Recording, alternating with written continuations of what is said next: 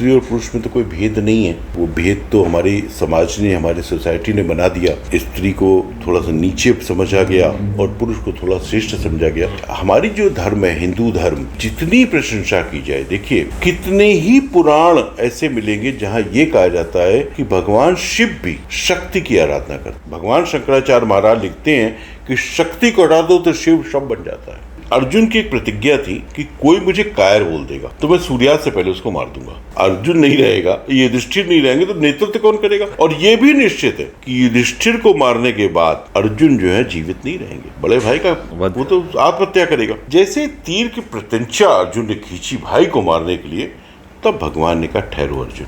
Sunday हो या Monday, देखते रहो सक्सेस फंडे। आज हमारे साथ में स्पेशल गेस्ट मौजूद हैं विकास कपूर जी, जो आपको इंडियन माइथोलॉजी के बारे में ऐसे ऐसे फैक्ट्स बताएंगे कि हम और आप दोनों भौचक के रह जाएंगे। आपके इतने सारे शोज आपने किए हैं as a producer, as a writer, इन सभी में आपका सबसे फेवरेट शो कौन सा है अभी तक और क्यों? रवि भाई देखिए, जो शो मैंने किए वो सब मेरे बच्चे हैं, तो माँ को, पिता को अपना हर बच्चा बहुत प्यारा होता है। मेरे लिए कोई पार्शलिटी नहीं है, सभी शोज मुझे बहुत अच्छे लगे।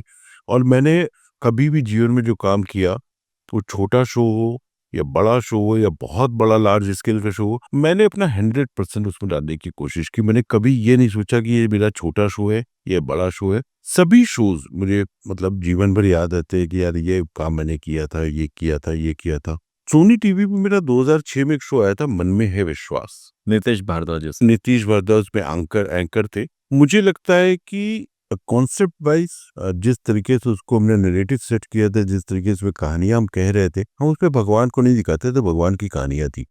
हम सिर्फ भगवान का जिक्र करते थे, मूर्ति से, तस्वीर से प्ले करते थे उसको। वो शो के लिए मुझे जो कॉम्प्लीमेंट्स मिले, जो मुझे लोगों के रिएक्शंस मिले, वो जीवन भर मुझे याद रहते हैं। वो शो बहुत काफी पसंद किया। और उसके बाद एक शो का जिक्र मैं जरूर करूंगा, वो है श्रीमद् भागवत महापुराण, जो भी कलर्स पे आया था। मैं भागवत पे काम नहीं कर रहा था। मेरा मानना ऐसा था कि आज की जो यूथ, आज का जनरेशन है, बहुत ज्यादा डिपेंड है गूगल के ऊपर। तो जब गूगल नहीं आया था तब हम लोग क्या करते थे? हमने, हमारी जनरेशन के सामने गूगल आया। तो इंडियन मैथोलॉजी का जो सर्च इंजन है वो है श्रीमद् भागवत। अच्छा, मैं ये कहता हूँ कि इंडियन जो धर्म है हमारा, जो हमारे ग्रंथ हैं, उस सारे ग्रंथों का सार अगर आपको कहीं ढूंढना है, विकिपीडिया कोई है, तो वो श्रीमद् भागवत है। और मैंने वैसे ही काम किया उसके ऊपर। जब मैं शो लिख रहा था तो मैंने उसके पूरे कॉन्सेप्ट को इस तरीके से कहने की कोशिश की कि शिव जी के गले में 11 मुंडों की माला है। मुंड किसके हैं? अब इस प्रश्न के उत्तर की जर्नी पे हमने काम किया, जो हमें भागवत से मिलती है। शिव जी ने गणेश जी का एक सिर काट दिया और हाथी का सिर लाके उस पर लगा दी। तो वो सिर कहाँ गया जो काटा था? वो नष्ट तो नहीं हो सकता है, क्योंकि माता की शक्ति से बना हुआ कोई चीज, माता के उपटन से बनी हुई कोई चीज नष्ट तो नहीं हुई। कहाँ है वो? क्या कर रहा है? क्या करता है वो? तो वो ऐसे रहस्यमय प्रश्न थे, ऐसे हजारों प्रश्न। जैसे आपका एक प्रश्न था कि क्या सीता जो है वो असली नहीं गई थी लंका? तो कौन गई थी? क्या हुआ था? तो वो सारे प्रश्नों का उत्तर मैंने श्रीमद् भागवत महापुराण के एपिसोड्स में दिए हैं। काफी अप्रिशिएट हुआ शो, काफी पसंद किया गया शो। तो बाकी भी बहुत अच्छे अच्छे काम हुए जीवन में, लेकिन ये लगता है कि इस तरह के काम जब मुझे चुनौतीपूर्ण, जिसमें मुझे ढूंढना पड़ता है, रिसर्च करना पड़ता है, तो मेरी जो खोज की प्रवृत्ति है वो संतुष्ट होती है और मुझे अच्छा लगता है। बाकी तो काम सभी अच्छे। चलो अब आपने जिक्र कर ही दिया तो हमारे दर्शकों को बता ही दीजिए अब ये सीता माता वाला जो उल्लेख। एक राजा थे जिनका ऑफेंड मुझे याद, नाम नहीं याद आ रहा है। उनकी पुत्री थी सत्यवती। सत्यवती जी ने बहुत बचपन में श्री हरि विष्णु की पूजा शुरू कर दी और उन्होंने उनको अपना पति मान लिया। अब वो बहुत आराधना करती थी, बहुत आराधना करती थी। विष्णु जी ने उनको एक बार दर्शन दिए और उनसे बोला कि तुम्हारी इच्छा कुछ समय के लिए मैं पूरी करूंगा, तुम मेरी किसी अवतार की पत्नी कहलाई जाओगी। ये एक तपस्वी के लिए, एक भक्त के लिए सबसे बड़ा पुरस्कार था कि उसने जो चाहा वो मिल गया। तो वो और लीन हो गई तपस्या में। एक बार वो तपस्या कर रही थी, तो तपस्या करते करते करते करते जंगल था, लंकेश्वर रावण पुष्पक विमान से ऊपर से जा रहा था। उसके कानों में विष्णु आराधना का मंत्र पड़ा। विष्णु आराधना से थोड़ा सा चिढ़ता था रावण। शिव आराधना को पसंद करता था, विष्णु आराधना को पसंद नहीं करता था। तो उसने पुष्पा को नीचे उतारा और सामने देखा तो एक अनन्य सुंदरी स्त्री को देखकर रावण मूल रूप से स्त्रियों का रसिया था, बहुत सारी ऐसी कहानियां उसके जीवन में आई, तो उसने उस सत्यवती को भी ये प्रस्ताव दिया कि भाई मुझसे विवाह कर लो, मेरे से चलो लंका। तो उसने कहा नहीं। उसने जो भी इसको रावण को डांटा और रावण को काफी बुरी तरह उसने धिक्कारा, और धिक्कारने के बाद भी रावण तो रावण था। रावण किससे डरने वाला? रावण तो यमराज डरता था। शनि को जिसने पैर में डाला हुआ है वो किससे डरेगा? उसने सत्यवती के ऊपर बढ़ना शुरू किया और सत्यवती के ऊपर उसके हाथ की छाया पड़ गई। देखिए, एक स्त्री को वो छू नहीं पाया, वो सिर्फ हाथ की छाया आई रावण के। उससे सत्यवती का जो क्रोध जागा वो अग्नि रूप में विलीन हो गई। उसने कहा कि मैं तेरी मृत्यु का कारण बनूंगी रावण। कह के वो अग्नि बन गई। अब वो अग्नि बन गई और भूमि में समा गई। जब सीता का हरण होने वाला था, सीता जी तो जैसे एक गृहिणी होती है, आदर्श गृहिणी, वो अपना भेंट का दान का सामान लेकर रावण को देने निकलने वाली थी, तब तक नारद उनके पास आए। उन्होंने नारद, माता ये लीला है। तो सीता जी ने मना कर दिया। सीता जी ने कहा मैं किसी लीला के, मेरे प्रभु राम जो है मर्यादा के पुरुष हैं और वो मर्यादा में लीला नहीं आती है। नारद जी भी असमंजस पड़ गए, सीता जी को कौन समझाए, वही शाप दे देंगे अभी तो नारद खत्म। तो उनका माँ, ये विधि का विधान है, श्री हरि विष्णु जी का वरदान है सत्यवती को। अगर आप इस वरदान को नहीं मानेंगे तो उनका वरदान झूठा हो जाएगा। तब सीता जी ने कहा करना क्या है? बोले आप अग्नि में समाइए और ये अग्नि से निकलेगी। तो सीता जी ने अपने इंद्रियों को संकोचित कर दी, अग्नि में प्रवेश कराया। अग्नि से वो सत्यवती सीता बन के निकली और उसने जाकर रावण को भेंट दी। रावण के संग रही वो 3 महीने, 4 महीने, 6 महीने, 1 साल, जो भी जो पीरियड वहां पे लंका में बिताया उन्हें, 1 साल लगभग वो लंका में रही। और जब अग्नि परीक्षा हुई, लोग बहुत क्लेम करते हैं कि अग्नि परीक्षा ले ली राम ने अग्नि परीक्षा नहीं ली, राम को सीता वापस चाहिए थी। तो वो अग्नि परीक्षा में जब सीता अग्नि में गई तो वो ओरिजिनल सीता बाहर आई और सत्यवती अग्नि में समा गई। यही ऐसा ही कुछ हमने बचपन में सुना था, बट वो क्लियर नहीं था, आज वो क्लियर हो गया। अच्छा, एक किस्सा और था कि जहाँ पे हमने सुना था कि अर्जुन युधिष्ठिर का वध करने वाले थे। अर्जुन अपने भाई का वध, सगे भाई का वध करने वाले थे। ये कितना सही है, क्या है? ये महाभारत का किस्सा है, सच है, महाभारत पुराण में लिखा हुआ है। अर्जुन की एक प्रतिज्ञा थी, बहुत सुंदर किस्सा है। मतलब जिस चैनल पे हम लोग बात कर रहे हैं, सक्सेस फंडा, उसकी हर ऑडियंस, उसके हर दर्शक को और आज की यूथ को ये जो प्रसंग मैं सुनाने जा रहा हूँ जरूर सुनना चाहिए और याद रखना चाहिए, क्योंकि ये प्रसंग बहुत असाधारण प्रसंग है, मुझे बहुत पसंद है। अर्जुन की प्रतिज्ञा थी कि कोई मुझे कायर बोल देगा तो मैं सूर्यास्त से पहले उसको मार दूंगा। उस जमाने में प्रतिज्ञा ऐसी ली जाती थी, भीष्म ने प्रतिज्ञा कर ली मैं विवाह नहीं करूंगा, तो नहीं किया। तो अर्जुन ने भी प्रतिज्ञा कर ली और संयोग ऐसा बना कि जब इंद्रप्रस्थ के राजा बने महाराज युधिष्ठिर, तो इंद्रप्रस्थ की सुरक्षा का जो दायित्व था वो अर्जुन महाराज को सौंपा गया। अब अर्जुन महाराज को किसी कार्यवश कहीं जाना पड़ गया, शायद स्वर्ग गए थे उस दिनों, उन पीरियड में स्वर्ग जाते हैं इंद्र के, और अकेले व्यक्ति हैं। देखिए, पूरे ब्रह्मांड में इंद्र का आसन जो है वो यज्ञों से प्राप्त किया जाता है। तो कोई पदवी ऐसी नहीं, हम भी ले सकते हैं, आप भी ले सकते हैं, लेकिन आज तक आधा इंद्र का आसन पे कोई पृथ्वी का पुरुष बैठा ऐसी कोई कथा नहीं है। अकेले इंद्र महाराज, अर्जुन महाराज ऐसे हैं, जब स्वर्ग पहुंचे तो आधे आसन पे इंद्र बैठे और आधे आसन पे, क्योंकि वो स्वयं नर और नारायण नर हैं वो, तो वो स्वर्ग गए हुए थे। और इधर कुछ चोरों ने इंद्रप्रस्थ की गौएं, ब्राह्मणों की गाय, लोगों की गाय, पब्लिक की गाय और धन चुरा लिया, काफी परेशान किया। सब सुबह कंप्लेंट लेके आ गए तो युधिष्ठिर महाराज के दरबार में शिकायत, अभियोग लगा कि महाराज ये तो ये हो गया। आप कहते हो अर्जुन कहाँ कोई सुरक्षा है। युधिष्ठिर ने बुलाया अर्जुन को, बोला भाई आप कायर हो क्या, आप सो रहे थे क्या?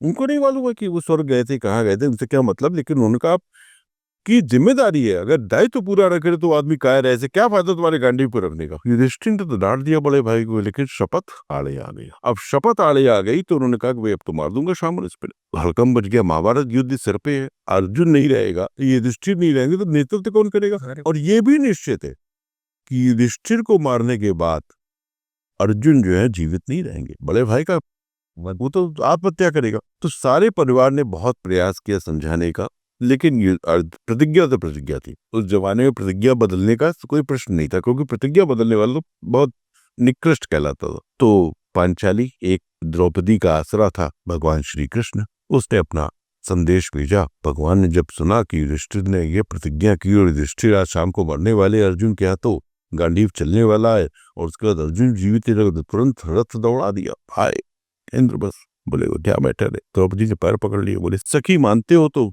उधार करो। माता आ गई, कुंती आ गई, जिद जो देखे आए प्रश्न तुम ही बता सकते हो। अब भगवान तो लीलाधर है। भगवान ने कहा कि ये तो बिल्कुल ठीक कर रहा है, उसको यही करना चाहिए।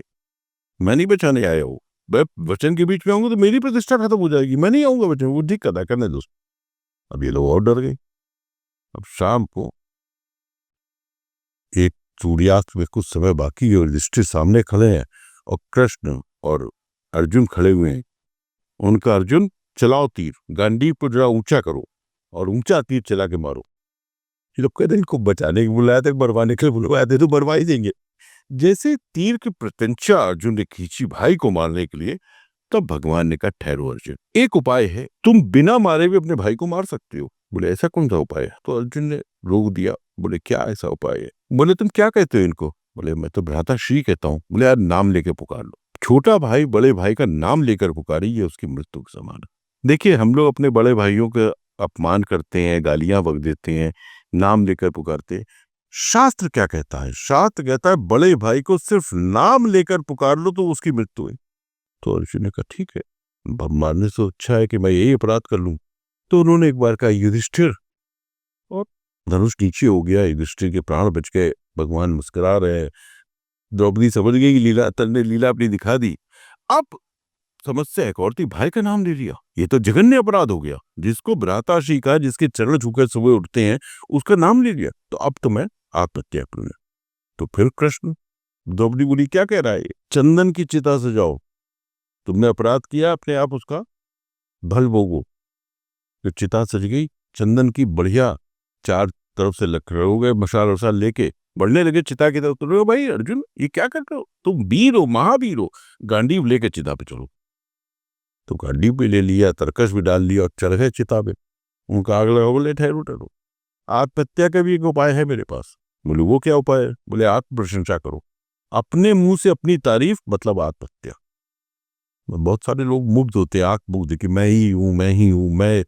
वो कहते हैं कि आत्महत्या है वो अगर अपने मुंह से आप अपनी तारीफ कर रहे हो, वो अहंकार आ जाता है। अहंकार आता है। तो अर्जुन ने चिता पे खड़े होकर कहा कि मैं गांडीवधारी अर्जुन कुंती पुत्र, मुझसे संसार में सर्वश्रेष्ठ कोई योद्धा नहीं, ये वो नहीं, वो नहीं, और वो आत्महत्या हुई। तो इस तरीके से ये कथा हमको महाभारत में मिलती है, जो सिखाती है हमें कि ना तो कभी अपनी तारीफ करो और ना अभी कभी अपने बड़ों का नाम लेकर, अपमान करना तो बहुत दूर के, नाम लेकर भी मत मरो। ये एक और टेक अवे है कि अगर हमें लाइफ में आगे बढ़ना है तो हमें अपने बड़ों का सम्मान करना बहुत ज़रूरी है, अपने भाइयों का सम्मान करना बहुत ज़रूरी है, अपने अपनों का सम्मान करना, रिस्पेक्ट करना, चाहे वो भाई हो, बहन हो, कोई लेडीज़ हो। खास करके लेडीज़ आज के ज़माने में मैं ये मानता हूँ कि लेडीज़ का तो खास करके सम्मान करना चाहिए। सभी का सम्मान करना चाहिए। लेडी, स्त्री और पुरुष में तो कोई भेद नहीं है, और वो भेद तो हमारी समाज ने, हमारी सोसाइटी ने बना दिया कि स्त्री को थोड़ा सा नीचे समझा गया और पुरुष को थोड़ा श्रेष्ठ समझा गया।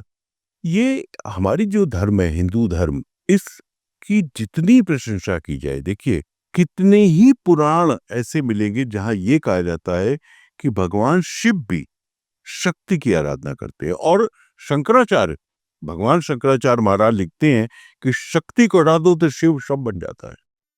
इससे बड़ी आदर, इससे बड़ा आदर, इससे बड़ा सम्मान एक नारी को नहीं मिल सकता कि शिव, अगर ई की मात्रा शक्ति हटा दो तो शव है। नहीं, और वैसे भी मैंने ये भी नोटिस किया है कि अपने हिंदू धर्म में ही बाकी सारे नाम में पहले लेडीज का नाम आता है, सीताराम, राधे कृष्ण। रवि भाई, मुझे लगता है कि हम लोग का टाइम बहुत हो गया, लेकिन एक वाकया आपको सुनाना चाहता हूँ। एनडीटीवी पे एक शो आता था मेरा रामायण, और बहुत अच्छी रेटिंग कर रहा था, बहुत अच्छा चल रहा था शो। जब अच्छा चलता है तो चैनल को भी बंद नहीं करना चाहता है, चैनल चाहता है कि शो चलता रहे, क्योंकि ऑडियंस देख रही है, ऑडियंस की इच्छा है। तो रावण मर गया और रामचंद्र जी वापस आ रहे हैं, और अब अचानक चैनल ने और हमारे प्रोड्यूसर मिस्टर आनंद सागर, जिन्होंने, इनके पिताजी रावण सागर साहब, तो आनंद सागर ने डिसाइड किया कि वो उत्तर रामायण बनाएंगे। मैं लिख रहा था तो मेरे सामने प्रसंग आया कि भाई आपको लिखना है ये। तो मैंने बड़ी विनम्रता से कहा मैं उत्तर रामायण नहीं लिखूंगा। मुझे उत्तर रामायण पे बहुत बहुत परेशानी है, क्योंकि मुझे मालूम है कि उत्तर रामायण ओरिजिनल नहीं है, वाल्मीकि कृत नहीं है। ये जैन या बौद्ध लेखकों ने जानबूझकर राम के चरित्र को खराब करने के लिए काम पर मेरा ऐसा मानना है। मैंने इस पे काफी शोध भी किया है। अगर कभी इस विषय पे बैठेंगे तो आपको उसके पूरे अपने शोध सुनाऊंगा। तो मैंने मना कर दिया कि मैं नहीं लिखूं। तो उस समय जो भी एनडीटीवी में टीम में थे, शैल्या केजरीवाल वगैरह जी थी, उन सब ने मुझे काफी इंसिस्ट किया कि नहीं आपको लिखना पड़ेगा। और आनंद सागर साहब मेरे जीवन में जो मेरे प्रोड्यूसर्स आए जिनके संग मैंने काम किया, उसमें मैं अगर बहुत एक अच्छे इंसान का नाम देता हूं तो वो मेरे लिए आनंद सागर साहब हैं। मैं उनकी बहुत इज्जत करता हूं, बहुत प्यार है हमारा आपस में, है अभी वो। सागर साहब ने मुझे बोला कि विकास तुमको ही लिखना पड़ेगा, कोई रास्ता नहीं है। तो मैंने कहा मेरी एक निवेदन है कि मैं इसको लिखूंगा, लेकिन जैसा मैं पहला एपिसोड लिखूंगा वो मुझे कोई उसमें करेक्शन नहीं चाहिए। हो सकता है रामायण के बाहर का हो। उन्होंने मुझे परमिशन दे दी, लिखो। अब मैंने एक एपिसोड लिखा। मुझे आगे के 100-200 एपिसोड्स को बनाना है, उसका एक फाउंडेशन, उसका आप नींव कह लीजिए। और वो सीन जिसके लिए बाद में क्या हुआ वो भी मैं आपको बताता हूँ। वो सीन क्या था कि भगवान राम अयोध्या लौट के आए हैं और उनका राज्याभिषेक हो रहा है, और राज्याभिषेक के लिए अपने राम दरबार में बढ़ रहे हैं, बगल में सीता मैया है। अचानक श्री राम अपनी गति कम कर देते हैं और सीता मैया एक स्टेप आगे निकल जाती। अब सीता पतिव्रता है, वो पति के आगे नहीं चलेंगी, पति के पीछे चलेंगी या पति के साथ चलेंगी, राम के संग चलती गई। तो सीता जी रुक गई। उन्होंने पलट के देखा प्रभु को कि भाई आप तो आ ही नहीं रहे हो। अब प्रभु वहां से संकेत करे कि तुम बढ़ो, मैं पीछे ही रहूंगा। सीता तो नहीं मानेगी। प्रभु ने दूसरी आज्ञा दी। देखिए शास्त्र कहता है पति की दूसरी आज्ञा पत्नी के लिए माननी आवश्यक, अनिवार्य है। तो सीता तो पतिव्रत की धर्म की आदर्श थी, वो बढ़ना शुरू हुई और थ्रोन तक, सिंहासन तक पहुंच गई। जब सिंहासन पे बैठने का समय आया तो फिर उन्होंने प्रतीक्षा की प्रभु आ जाए, बैठ जाए। पर प्रभु तो फिर उनको इस संकेत करे कि आप बैठ जाओ। फिर सीता जी नहीं बैठी, फिर दूसरी आज्ञा हुई, बैठ गई और राम जी भी बैठ गए। अब वशिष्ठ मुनि मुकुट लेकर आए। तो जैसे ही श्री राम की ओर बढ़ने लगे, राम ने प्रणाम किया, बोले गुरुदेव पहले मुकुट सीता जी पे रखा है। अभी क्रिएटेड सीन है, रामायण में नहीं मिलेगा, मैंने लिखा था मेरी संतुष्टि के लिए। वशिष्ठ भी बड़े त्रिकालदर्शी थे, वो मुस्कुराए और मुकुट लेके सीता जी का जो संयम था वो ब्लास्ट हो गया। ये खड़ी हुए, बोले प्रभु मुझसे क्या अपराध हुआ, वह अग्नि परीक्षा ली आपने। अब मुझे कहते हो मैं पहले आपसे, वो नहीं मेरे स्वीकार है, मैं तो आपके पीछे हूं, मुझे पीछे रखो, मुझे आगे मत बढ़ाओ। तो भगवान राम उनसे कहते हैं सीता जब हमारा और तुम्हारा विवाह हुआ था तो हमने कितने फेरे लिए थे? तो बोले 7। तो बोले मनु महाराज जो विवाह की परंपरा लिखी है उसमें कितने फेरे में मैं आगे तो कितने फेरे में तुम आगे नहीं? वो 4 फेरे में आप आगे थे, 3 फेरे में मैं आगे। तो राम जी कहते हैं कि सीते रावण को मारते ही मेरे 4 फेरे खत्म और तुम्हारे 3 फेरे शुरू। अब ये रामायण नहीं है, अब सीतायन है। अब तुम कहानी को मतलब ये कह नहीं रहे, मतलब बेसिकली इतनी बात हुई कि ये रामायण नहीं है, सीतायन है, और सीता के ऊपर मुकुट रखवाते हैं प्रभु और फिर अपने ऊपर रखवाते हैं। तो मैंने क्या क्या उत्तर रामायण लिखते वक्त, कथाएं तो वही थी, क्योंकि आप लोगों ने वही कथाएं देखी, हमने वही कथाएं सुनी, लेकिन मैंने सब कुछ सीता के पीओवी से करने की कोशिश की। जो कुछ भी हो रहा है वो सीता की कंसर्न से हो रहा है, ना कि राम की कंसर्न से। तो मैं संतुष्ट था। अब क्या हुआ कि यह एपिसोड टेलीकास्ट हो गया एनडीटीवी पे, रेटिंग्स बहुत अच्छी थी। कुछ दिनों बाद कांची पीठ के शंकराचार्य जी का एक पत्र, जैन सरस्वती जी का पत्र एनडीटीवी में आया, और उन्होंने इस एपिसोड की जो प्रशंसा लिखी, वो मेरे पास पत्र होना चाहिए। उन्होंने लिखा कि इससे पहले किसी लेखक ने इस तरीके से नहीं सोचा जो आपने दिखाया है, और वो मेरे लिए बहुत बड़ा आशीर्वाद था, क्योंकि शंकराचार्य जी ने उसको मुहर लगा दी। जो मैंने सोचा था कि मैं करूं, उस पर शंकराचार्य जी की मुहर मिल गई। चीजें जीवन में होती रहती हैं और लोग पसंद करते हैं, और मेरा दृष्टिकोण यह था कि जो राम सीता को त्याग रहे हैं वो राम का चरित्र नहीं है। उत्तर रामायण की भाषा भी वाल्मीकि रामायण को अगर आप पूरा पढ़े, उत्तर रामायण से पहले तक लंका कांड तक, तो आपको मैच नहीं मिलेगी। आपको अलग भाषा दिखेगी, अलग चरित्र दिखेगा जो भी कर रहे हैं। एक जैसे एक प्रसंग था, मैंने राम इसमें शंभू की हत्या, जिसके ऊपर बहुत आरोप लगाया जाता है कि शूद्र को मार दिया, मैंने साई की आत्मकथा में उसका एक चैप्टर लिखा है। अगर आप लोग पढ़िए तो आपको पता लगेगा कि शंभू को मारने के पीछे कारण क्या था। और मैं कहता हूं कि अगर शंभू ने जो किया था वो आज भी होगा तो उसको दंड मिलना अनिवार्य है।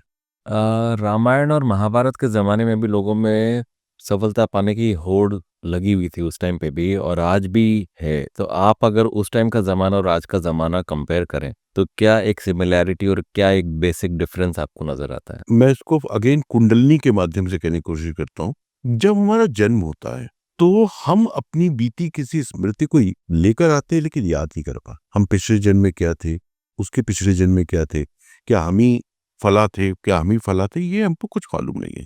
तो हम एक अबोध अनजान आत्मा बच्चे के रूप में जन्म लेते हैं। जब हम जन्म लेते हैं तो हमारे अंदर उत्कंठाएं आती हैं।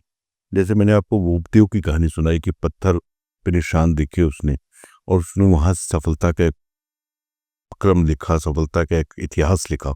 जब आत्मा विकसित होती है, जब आत्मा बड़ी होती है, तो उसको सफलता चाहिए, उसको कुछ ऐसा चाहिए जो संसार उसको याद करे। दोनों तरीके से, अगर राक्षसों को देखिए, असुरों को देखिए, देवताओं को देखिए। हमने अभी अपनी बातचीत के बीच में कहा कि इंद्र का आसन जो है वो 100 अश्वमेध यज्ञ या ऐसे यज्ञ करने से प्राप्त होता है। तो वो भी सफलता की यात्रा है ना, इंद्र बनने की यात्रा है। आज इंद्र को आप कह लिए एमबीबीएस बनने की यात्रा है, आज आप कह लीजिए कि इंजीनियर बनने की यात्रा, आज कह लीजिए आप सीए बनने की यात्रा, या जो भी आपकी आईएएस पीसीएस जो भी आपकी ड्यूटीज हैं, बड़े सम्मानित पद है, वो पाने के लिए आपको वो सफलता, वो यज्ञ, वो अनुष्ठान, वो तपस्या करनी पड़ती है। कितने राक्षसों, रावण का उल्लेख कर लिए, रावण ने जो तपस्याएं की, सर काट के अपना चढ़ा देता था, 10 बार सर उसने चढ़ा दिया, तब जाकर उसको सफलता मिलेगी। तो भाई ये तेरे पास ये शक्ति, वो शक्ति, क्यों भी वॉटएवर आप सब जानते हैं। तो मेरा कहने का मतलब है कि कठिन परीक्षाएं लगभग विश्व के हर व्यक्ति ने जो सफल हुआ उसने दी। कठिन कठोर संघर्ष हर व्यक्ति ने के जो सफलता के शिखर तक पहुंचा। और किसी का जीवन, मैं कहता हूं चाहे साधारण से व्यक्ति का भी जीवन हो, वो कभी सरल नहीं हो सकता है। अगर वो सरल होगा कि राजा का पुत्र है, वो राज गंवा देगा, वो राज संभाल नहीं पाएगा। राज्य को संभालना है, सफलता को संभालना है, तो आपके अंदर वो प्रतिभा होनी चाहिए, नहीं आप नहीं संभाल पाएंगे। तो प्रतिभा के पाने के लिए जो संघर्ष, पुराने जमानों की अगर बात करें, अर्जुन की बात करें, पूरी पूरी रात वो धनुष से अभ्यास करता रहता था। उसको गुरुदेव ने, उसके द्रोणाचार्य जी ने एक बात समझाई कि जब तुम खाना खाते हो तो तुम्हें लाइट की जरूरत नहीं पड़ती है, तुम ऐसे खाना लेते हो, खा लेते हो, तो तुम्हें मालूम है तुम्हारा थाली यहाँ पे और तुम्हारा मुंह यहाँ पे, बीच में हाथ है, हाथ गया, तो तुम रात रात में अभ्यास भी, तीर भी चला सकते हो। और ये बात अर्जुन ने ऐसे ग्रहण की कि वो अंधेरे में तीर चलाने की जो विद्या थी वो उसको चलाना जानते थे, वो कर लेते थे। तो अभ्यास, हमारे यहाँ हिंदी में कहावत है, करत करत अभ्यास से जड़मति होते सुजान। एक जड़ चीज भी सुजान हो जाती है, बोलने लगती है, सिर्फ अभ्यास। अभ्यास आपकी पढ़ाई से हो सकता है, अभ्यास आपके कौशल से हो सकता है, अभ्यास आपके कर्म से हो सकता है। अगर आप किसी चीज का अभ्यास करते हैं तो वो आपको आपकी सफलता तक पहुंचा देगी। और ये निश्चित मानिए, आपकी प्रतिभा है, जो आपका ज्ञान है, उसको वक्त लग सकता है बाहर आने में, लेकिन वो बाहर अवश्य आएगा। एक देखिए, मैं एग्जांपल देता हूं। आदि मानव, आज सैकड़ों हजारों लाखों साल हो गए आदि मानव को हुए, और उनको हम लोग समझते थे कि वो तो ऐसे ही होंगे। उनके पास क्या था, उससे जंगल के जानवर मारते थे, कच्चा खा जाते थे, कभी पकाना सीख गए होंगे ना। जब हम उनकी गुफाओं में पहुंचे और उनकी पेंटिंग्स को हमने देखा, तो हमें उनकी नॉलेजेस समझ में आई, उनकी कल्चर समझ में आई। तो वो जो उनकी पेंटिंग्स थी, वो पेंटिंग्स ने लाखों वर्ष की यात्रा तय की, लेकिन हमें बताया कि वो प्रतिभा थी वहां पे। तो प्रतिभा नहीं छुपती है। आज भी आप कोई काम करो, हो सकता है आपको उसका यश ना मिले, लेकिन संसार याद करेगा कि यह आदमी ने काम किया। इसलिए आप कर्मशील रहो, आप क्रियात्मक रहो, आप कुछ करते रहो। आपको निश्चित रूप से, अगर आपने उसमें 100% फोकस डाला है, तो आपको उसका रिजल्ट मिलेगा। और वो सबको मिला है। देखिए, कितने उदाहरण ऐसे हैं, कितने उदाहरण कि उसने ये किया और उसको ये मिला। मैं आपको एक आध उदाहरण बताता भी हूँ। कितने, मैं असुरों के कुछ उदाहरण आपको बताता हूँ। हिरण्याक्ष, हिरण्यकशिपु, उन्होंने तपस्या की और उनको क्या वरदान मिले। वही सक्सेस की यात्रा है। वो भले ही असुर हो, वो बाद में आके नेगेटिव हो गए। उन्होंने अहंकार को, देखिए भगवान, हम लोग भोग लगाते हैं, भगवान के सामने फल रखते हैं, मिठाई रखते हैं, खा लीजिए। भगवान नहीं खाते कुछ। भगवान क्या खाते हैं, कभी सोचा आपने इस बात को? भगवान खाते क्या है? भगवान अहंकार खाते हैं। भगवान अहंकार को पचाते हैं, और जहां अहंकारी पैदा होता है भगवान उसका गला दबा देते हैं। भगवान ये मीठा मिष्ठान में कोई उनका इंटरेस्ट नहीं है। उनका इंटरेस्ट है कहाँ अहंकारी, लाओ पटाखा खाओ। तो सफलता जब मिल जाए तो उस पर अभिमान मत करो। जिस दिन सफलता आपको मिले, विनम्रता स्वीकार करो कि परमात्मा की कृपा से मिल गई। मेरा तो कुछ था ही नहीं, मेरा कोई पुरुषार्थ नहीं था। आपने कुंडलिनी पे भी किताब लिखी, कुछ उसके बारे में भी बताएंगे कि कुंडलिनी क्या है, किस तरह से? कुंडली बेसिकली, मूल रूप से आप सब जानते होंगे, हमारे शरीर के भीतर 7 चक्र हैं, मूलाधार से लेकर सहस्त्रार तक। अब इसके बीच में मूलाधार जो चक्र है, उस चक्र में एक सुप्त अवस्था में 3.5 कुंडली मार के हमारी एक कुंडलनी शक्ति पड़ी रहती है, जो हर मनुष्य के भीतर है, चाहे वो स्त्री हो चाहे पुरुष, सबके भीतर वो कुंडली शक्ति है जो 3.5 कुंडली मार के बैठी हुई है। इसलिए उसको कुंडलनी बोलते हैं। और वो जागृत कैसे की जाती है, उसकी एक प्रक्रिया, एक अभ्यास है, एक साधना है। और वो कैसे कैसे उठ के काम करती है, ये बेसिकली कुंडलनी है, जिसके ऊपर मेरी ये 2 पुस्तकें प्रकाशित हैं, शिवयोग कुंडली जागरण भाग 1 भाग 2। और इसमें पूरा विस्तार से कैसे आप भी अपनी कुंडली को जगा सकते हैं, कैसे कुंडली पे काम कर सकते हैं। और कुंडली करती क्या है? कुंडली कोई आपको राजा नहीं बनाती है, कुंडली कोई आपको कुबेर नहीं बनाती है, कुंडली कोई आपको नरेंद्र मोदी नहीं बनाती है। कुंडलिनी आपके जीवन के बहुत सारी धुरियों को, दिशाओं को बदल डालती है। कुंडलिनी आपके भीतर से आपके अहंकार का नाश कर देती है। कुंडलिनी आपके भीतर से आपके लोभ का नाश कर देती है। और बहुत सारे ऐसे विषय जो आप, जिसको बुराई कह सकते हैं, जो निंदा कह सकते हैं, जो जैसे माया, मोह, काम, क्रोध, लोभ, जितने भी विषय हैं, उन सबका नाश करने के बाद ही कुंडली जागना शुरू होती है, उठना शुरू होती है। कुंडली उठती है। बहुत बहुत सारे लोग ऐसे साधक आपके जीवन में आए होंगे जिनकी मूलाधार से उठ के स्वादिष्ठान तक भी आ गई होगी, हो सकता है उसके नीचे तक आई हो। लेकिन कुंडली, जैसे ही आप उस साधना से विपरीत जाते हैं, आप अहंकार की दिशा में जाते हैं, वो फौरन स्खलित होकर मूलाधार में जाके बैठ जाती है। रावण के लिए कहा जाता है कि रावण की कुंडलिनी के 5 चक्र जागृत थे। उसके नाना सुमाली ने उसको बोला कि रावण, ये कुंडलिनी जागृत होगी, तू क्या करेगा? तू अगर राजा बनेगा तो सैकड़ों कुंडली जागृत करने वाले तेरी सेवा में लगे रहेंगे। और वो हुआ भी। इंद्र जैसे कितने ही लोग उसकी सेवा में लगे रहते थे। वो शक्ति थी, वो वरदान थे, वो वरदान से उसने पाए। उसने भी कठोर तपस्या की। तो जब आप अपने जीवन में सफलता पाने के लिए कठिन तपस्या करते हैं, कठिन परिश्रम करते हैं, कठिन स्टडी करते हैं, अपना फोकस 100% डालते हैं, तो आपको सक्सेस मिलेगी। लेकिन सक्सेस मिलने के बाद वो कुंडली का फंडा याद रखिए। कुंडली उठती साधना से है, लेकिन गिरती बिना किसी साधना के, ठक से नीचे। जैसे ही अहंकार करेंगे, ठक से नीचे आए। और ये मैंने आपको बहुत क्लियर बोला कि भगवान जो है वो आपका दिया हुआ मिठाई और फल नहीं खाते हैं। आप मखाना और बादाम खिलाओ, नहीं खाएंगे। अहंकार मिलेगा, खट से खा लेंगे, पचा जाएगी। बहुत अच्छी बात बताई आपने। ये एक की टेक अवे भी है कि कुंडलिनी तो है ही, उसके अलावा भी आप इन जनरल भी लाइफ में अगर आप अहंकार करते हो, किसी भी चीज़ का घमंड अगर हम करते हैं, तो आई थिंक वो काउंटर प्रोडक्टिव हो जाता है हमारी हर एफर्ट्स में। जितना एफर्ट किया वो सारा खत्म हो जाता है। वो आपने इतने सारे भगवान के ऊपर शोज बनाए, कभी आपको ऐसा लगा है कि कोई एक ऐसी शक्ति अगर आपको मिल जाए भगवान की, जिससे आपको एक नियम बदल सको दुनिया का, या किसी इंसान को बदल सको, तो वो ऐसी शक्ति क्या होगी और वो नियम क्या होगा जो आप बदलना चाहें? मुझे तो दुनिया बहुत प्यारी लगती है। तो मैं तो कहता हूँ 100 जन्म मुझे मिले तो विकास कपूर इसी जन्म में, इसी धर्म में मिले। मुझे तो कोई जन्म, कोई नियम बदलना ही नहीं, सब नियम अच्छे हैं।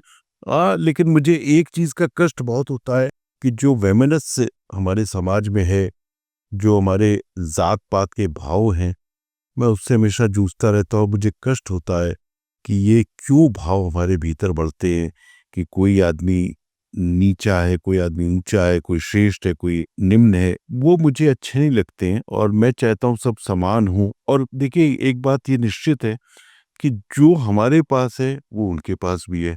तो फिर क्यों इन बातों को लेकर इतना ज़्यादा हमारे देश में, हमारी संस्कृति, हमारे धर्म में ये फैलाई गई।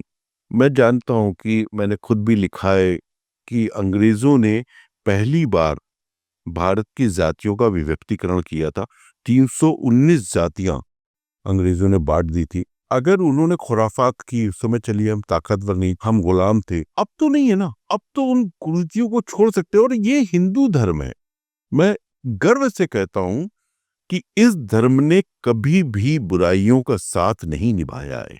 अगर वो बाल विवाह को छोड़ सकता है, वो विधवा के संग जो अत्याचार होता है उसको छोड़कर आगे बढ़ सकता है, तो इन कुरीतियों को भी छोड़ो भाई। इन कुरीतियों में क्यों?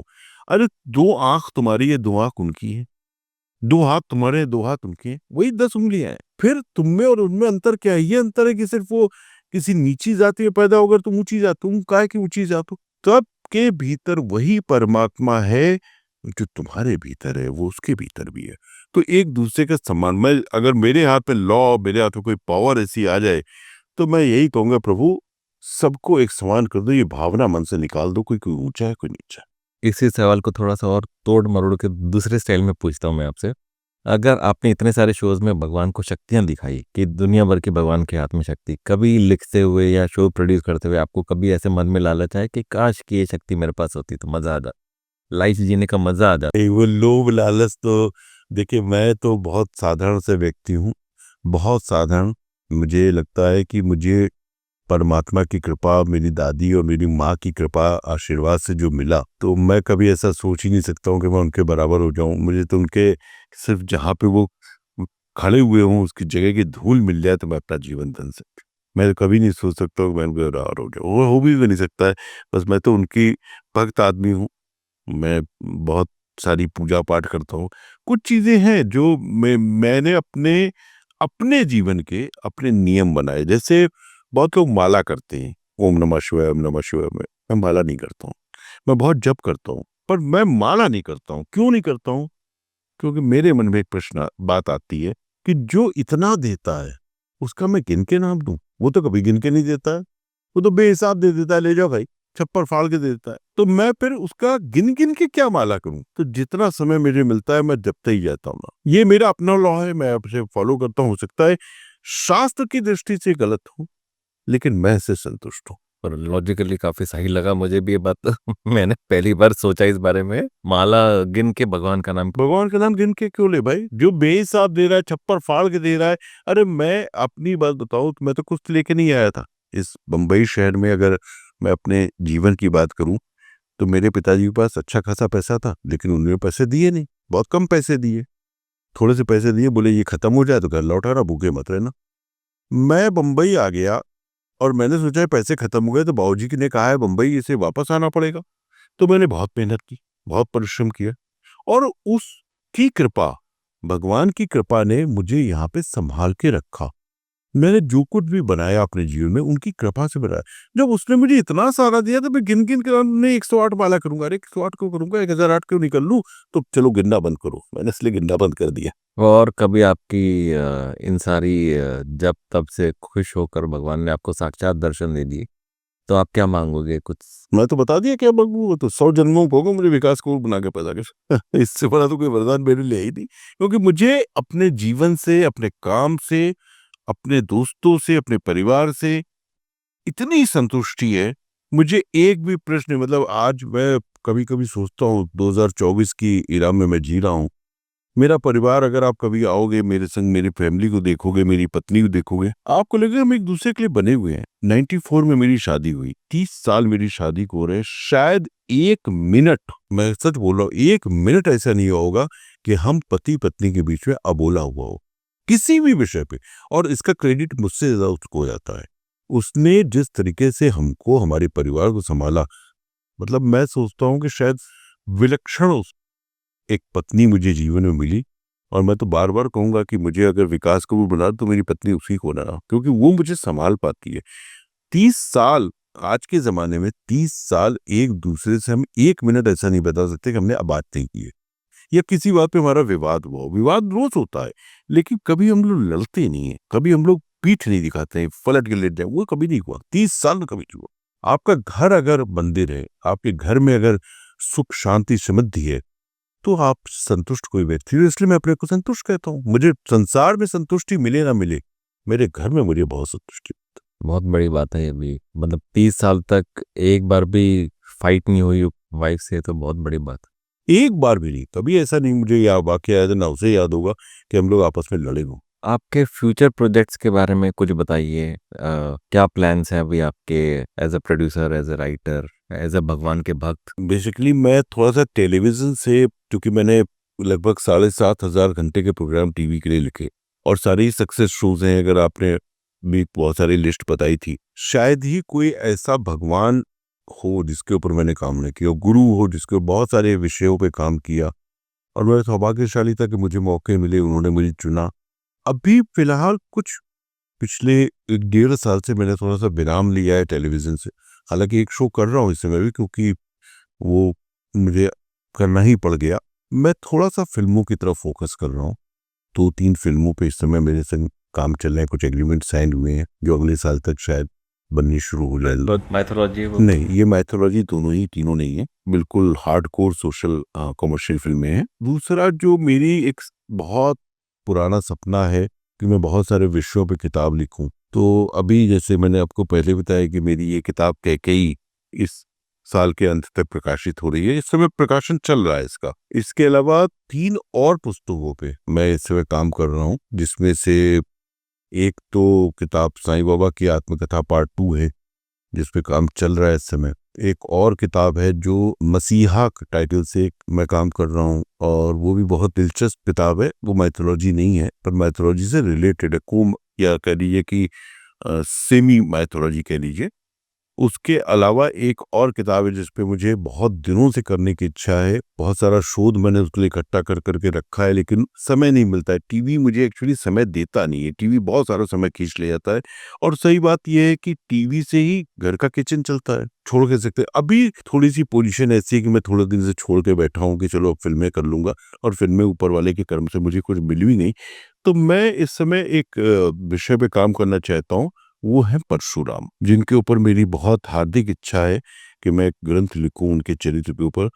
और मुझे लगता है कि परशुराम पे सबसे ज्यादा कम काम हुआ। परशुराम का पी भी किसी को समझ में नहीं आया है अभी तक। तो मैं उसको अलग दृष्टिकोण से कुछ लिखने का विचार कर रहा हूँ। काफी रिसर्च किया है, काफी ढूंढा है उनके बारे में, और देखिए कब उनकी इच्छा होगी जब मैं लिख पाऊंगा। बहुत अच्छा, पावरफुल पर्सनालिटी थी वो भी हमारे शास्त्रों। वैसे मैंने अक्सर नोटिस किया कि हालांकि माइथोलॉजिकल शोज बनते तो मतलब बहुत चलते हैं, वो जब भी बनते हैं वो टीआरपी छप्पर फाड़ आती है उनकी, पर अक्सर इतने नहीं बनते जितने कि नॉर्मल शास्त्रों के शोज बनते हैं। तो आपके हिसाब से क्या कारण है कि वो इतने नहीं बनते, बावजूद इसके कि वो सुपरहिट हो जाते बनते ही? बनाने की जो ईमानदारी है वो गड़बड़ हो गई है, और इस वजह से क्या हो रहा है कि लोग ध्यान देना कम कर दिया। अब जैसे मैं नाम लेके बोलता हूँ, हालांकि मेरा प्रोफेशन है, मुझे मालूम है कि जो इस पॉडकास्ट को लोग देखेंगे उसमें कुछ लोग मुझे शिकायत जरूर, जो मैं बोलने जा रहा हूँ। स्टार टीवी ने एक शो बनाया था सिया के राम। अब सिया के राम में उन्होंने कथा दिखाई कि सीता माता ने रावण का वध कर दिया। क्या होता है कि आप क्रिएटिविटी जरूर दिखाइए, पर पुराण का पुनर्लेखन मत कीजिए। और अगर पुराण का पुनर्लेखन कीजिए तो वैसा कीजिए कि आपको शंकराचार्य जी भी बोले कि यार काम तो अच्छा किया इसने। तो ये क्रिएटिविटी, अगर सीता में ये सामर्थ्य थी कि वो रावण को मार सकती थी, तो विष्णु ने अवतारी क्यों लिया राम का? और सीता को अगर मारना था रावण को, तो वो वन में क्यों नहीं मार दिया? लंकारण में मार देती कि भाई तू मुझे किडनैप करने आया ना, चल फट मार दिया। हनुमान, जिनके बारे में कहा जाता है कि एक प्रहार मुठ का एक महाकवि हनी, जिसको पड़ गया वो फिर उठा नहीं, फिर हिला नहीं। वो हनुमान को रावण ने मार दिया, राम लक्ष्मण को मार दिया, और तब सीता आके काली रूप धारण करती हूँ मार देती कहाँ? तो ऐसा अपभ्रंश दिखाना, मुझे लगता है कि हम अपने बच्चों को, हम अपनी पीढ़ियों को गलत शिक्षा दे रहे हैं। ऐसा नहीं करना चाहिए। और ऐसा करने से मुझे बाद में बताया गया कि स्टार प्लस ने इस शो के बाद कोई मैथोलॉजी शो नहीं बनाया। तो ना बनने का कारण क्या है कि शायद बहुत सारे कोर्ट केसेस स्टार प्लस के सामने आए, आपने दिखा तो दिया, तब आपने नहीं सोचा आप क्या दिखा रहे हो, बाद में आपके ऊपर कोर्ट केसेस आ रहे हैं, तो आपको मैथोलॉजी नहीं बनाऊंगा, आपको डर लगता है। अरे फिर मैंने 7,500 घंटे के प्रोग्राम लिखे, कौन सा शो, कौन सा ऐसा भगवान है जिसके ऊपर मैंने काम नहीं किया? ओम नमः शिवाय, जप तप व्रत, ओम हरिओम, ओम नमो नारायण, जय मां वैष्णो देवी, कौन सा श्री गणेश, कौन सा ऐसा विषय जिसपे मैंने काम नहीं किया? लेकिन आज तक ऊपर वाले का ऐसा करम है कि एक भी पत्र मेरे लिखे हुए के विरोध में नहीं आया। मेरे संग संग कितने शो, संजय खान साहब का जय हनुमान चल रहा था, 3 बार बंद हुआ क्योंकि उन्होंने तुलसीदास वाल्मीकि के विषय में कुछ गलत बोल दिया। भगवान वाल्मीकि सबसे आदरणीय है, जो राम का चरित्र लिख सकता है उससे बड़ा आदरणीय कौन होगा? उनके बारे में आपने कुछ गलत बोल दिया, इनके बारे में तुलसीदास जी की जन्मस्थली, मैंने भी सैकड़ों बार सब विषय लिखे, पर आज तक एक भी पत्र मेरे खिलाफ में नहीं आया, क्योंकि मैंने उस मर्यादा का पालन किया जो पुराण में, जो रामायण में, जो शास्त्र में लिखा हुआ है। मैथोलॉजी शो बन रहे हैं, बहुत सारे बन भी रहे हैं, मैं सबसे कहता हूँ मर्यादा का पालन करो, कथा को घुमाओ, मैं भी बहुत घुमाता हूँ, लेकिन चरित्र को नीचा मत छोड़ो, चरित्र के संग इंसाफ रखो, ईमानदारी रखो, विश्वास रखो, लेकिन ये मत करो कि अपनी मनमर्जी से कोई भी चरित्र बना दिए। और दूसरी चीज क्या है, मैथोलॉजिकल शोज थोड़े से बड़े स्केल के होते हैं। बेसिकली होता क्या है कि चैनल के पास एक बजट होता है कि इस साल हमें 5 करोड़ रुपए के प्रोडक्शंस करनी है, उसमें से एक शो अगर मैथोलॉजी बना लिया तो वो 1 करोड़ रुपए लेके चला था, लेकिन नंबर्स जो वापस आते हैं, अगर वो शो अच्छा नहीं बन रहा है तो नंबर्स लिमिटेड वापस आते हैं। तब चैनल को ये सोचना पड़ता है कि इतने कम नंबर्स आए हैं, हम पैसा इतना खर्चा करें, इसमें तो हम सोशल वाले 2 शो बना लेते। ये एक बहुत बड़ा रीजन होता है, जो हर चीज है, कमर्शियल से ही सारी दुनिया चलती है। मतलब मेरा कहना है कि लक्ष्मी के बिना संसार चलता नहीं। ये तो बिल्कुल पते की बात कही आपने। अंत में एक मूल सवाल जो कई लोगों के दिमाग में आता है, कल की अवतार जो कलयुग में होने वाला है, उसका आपने कुछ स्वरूप देख रखा है? किस तरह का स्वरूप होगा, क्या है? हमने उनके स्वरूप के बारे में तो भविष्य पुराण में और बहुत सारे पुराणों में उल्लेख है, और घोड़े पे सवार होके उत्तर प्रदेश में जन्मेंगे, निश्चित रूप से मेरे तो मान्यता ऐसी है कि वो होगा अवतार। कब होगा कुछ, और कितना वेट करेंगे हम? कब होगा तो उसकी पुराण में डेट है। ऐसा कहते हैं कि कलयुग भी बाल अवस्था में 5,000 साल हुए हैं अभी कलयुग को आए हुए, अब इसको बहुत लंबी पीढ़ी झेलनी है, और वो शायद जब कलयुग का अंत होने वाला होगा तब वो अवतार हो, जो कलयुग से आपको सतयुग की यात्रा करवाएंगे। मुझे तो नहीं लगता है कि कलयुग से कोई कष्ट है, मैं तो कलयुग में हूँ, कलयुग में बात कर रहा हूँ आपसे। 5,000 साल हो चुके हैं उसकी आयु कलयुग की। सतयुग में जब हिरण्याकश्यप था, हिरण्याक्ष था, त्रेता में जब रावण था, उसके लिए वो भी कलयुग था। तो हर युग में कलयुग भी रहा है और सतयुग भी रहा है। देखिए, मेरी किताब है साई की आत्मकथा, उसमें मैंने इस पूरे घटनाक्रम को लिखा है कि सतयुग, त्रेता, द्वापर और कलयुग है क्या। एक बच्चा जन्म लेता है, बच्चा जब 12 वर्ष की अवस्था तक होता है तो वो उसका सतयुग होता है, क्योंकि वो सत्य होता है, उसके सिर्फ प्रेम होता है उसके भीतर इतनी सच्चाई होती है, बाल भगवान कह देते हो, उसके अंदर भगवान देवत्व के आप दर्शन करते हो। जब वो 12 से बढ़ के और 24 तक पहुंचता है तो वो त्रेता राम रूप होता है। श्री राम की तरह वो मर्यादाओं में काम करता है, पढ़ता है, कॉलेज जाता है, ये करता है, वो करता है, और फिर करियर को सोचता है, और अंत में करियर के लिए निकल जाता है। 24 से लेकर 40 तक का जो आपका जीवन है वो आपका द्वापर है, जहाँ पे आपको गर्लफ्रेंड भी मिलती है, जहाँ पे आपको अपॉर्चुनिटीज मिलती है, जहाँ पे आपको द्वारिका भी बनानी है, आपको पैसा भी कमाना है, वो सारा कुछ आपका द्वापर आ जाता है। और द्वापर के बाद 40 के बाद आदमी ढलना शुरू होता है, आपका वृद्धावस्था शुरू होती है, प्रौढ़ावस्था शुरू होती है, वृद्ध आपकी बीमारियां आनी शुरू होती है, बाल झड़ने शुरू होते, धीरे धीरे धीरे धीरे आप क्षय होते हो, खत्म होते हो, और वो आपका कलयुग है।